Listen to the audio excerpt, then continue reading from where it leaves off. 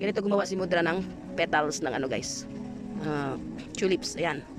Kukuha ka ng tatlong fuzzy wire. Tapos yung isa, tupiin mo lang siya ng ganyan guys. Dalawang tupi. Tapos yung pangalawa, ganun pa rin yung gagawin guys. Tutupiin mo siya ng ganyan. Half. Tapos tupiin mo pa siya uli. Ganun. Ganun. Tapos yung isa naman ay ganyan. Half lang yung pagtupi guys. Tapos kukunin mo yung dalawang ganun guys. Ayan. Ayusin mo lang siya ng pag file ganon, ganon. Tapos yung isa pa ganon. Isuot mo rin siya doon guys para ganon.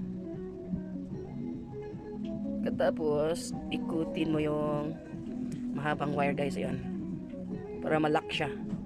Tapos ayusin mo lang yung mga ano niya guys, yung mga wire para maganda siya tingnan. May pagkabusisi din yung paggagawa nito guys. Ayan, ganyan. Ayusin lang siya. Ganun. Pulidong-pulido to guys. Kaya ayan, oh. May pahilot-hilot pa. Ganun. Ganun. Oh. Ayusin mo na yung mga ano niya guys. Isa-isa para ma-form siya ng petal. Ganun.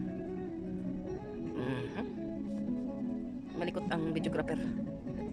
Kunin mo yung last, tapos yan na yung pangtali mo yung mahaba guys. Ayan, ganun lang. Oh, yan, nakabuo na ng petal.